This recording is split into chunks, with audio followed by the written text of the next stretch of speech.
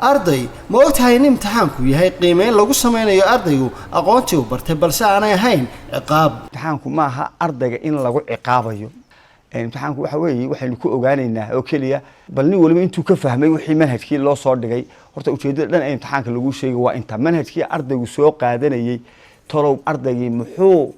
ka munaafacaadsaduu ka fahmay way aad horta ujeedadu aqoontaada ku eekow kalsoonidaada adkee aaladaha la daawado ka fogaada agtoodo adigu aamin naftaada ardayay dhammaantiin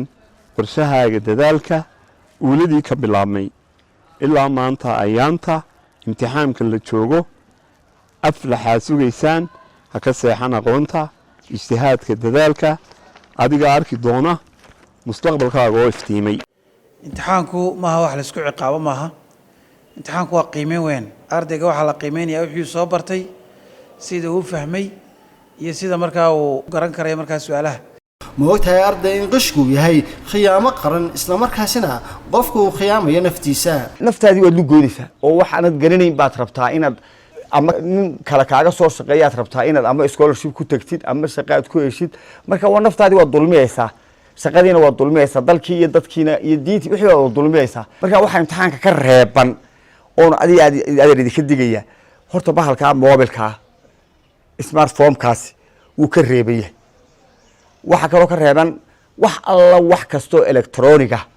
oo caawinaya qishka ama jiitinka ka feejignow khatarta qishka isla markaasina ha ku duulin dhabcaha imtixaanaadka qishku waa mamnuuc waana xaaraan wasaaradduna markaas si adag bay u ilaalinaysaa si walba u ilaalin jirtay qofkii lagu qabtana imtixaanka waa laga kansal garaynayaa macalinka lagu qabtay isagoo arday caawinaya waa laga tallaabo sharciga waafaqsan baa laga qaadayaa dugsiga ama iskuulka maamulkiisu ay caawinayaan lagu qabtana ina tallaabo laga qaadaya ama ciddii kale howladeen waxbarashada arday ku dadaal in aqoontaada aad ku kasbato natiijo fiican balse ka fogow qish inaad ku hesho dhibco ka digtoonow inaad imtixaanka ku weydo qishka arday waxaa haddii lagugu arko imtixaankaagii aad ku soo tabcaysay 12 sano uu kaa kansal garoobaya waxa weeye ku dadaal inaad wixii aad soo barato kaliya ka shaqaysid waxa lagu ogol yahay 2 qalin inaad soo qaadatid hadduu mid kaa go'o ka kale aad ku bedelatid waxa alla wixii kale meeshii kugu diyaar yihiin warqadda imtixaanka iyo wixii aad kaga shaqaynay xataa warqad rafa uma baahnid imtixaanka gudihiisa warqad rafi la socotaa oo ugu tala galaan ku soo dhajinaa beydkii rafta ahaa ardayga waxa ku waajiba markaa sidii tilmaamaha guddiga heer qaran markaa ay nafarayaan ee ka hortagga xanuunka safmarka coronavirus in qofku afsaabkiisii sito in kala fogaanshihii la ilaaliyo oo xafiiska imtixaanaadka usii diyaarin doona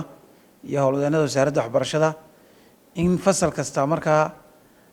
tiradii loogu talagalay oo waafaqsan kala fogaanshaha xanuunkan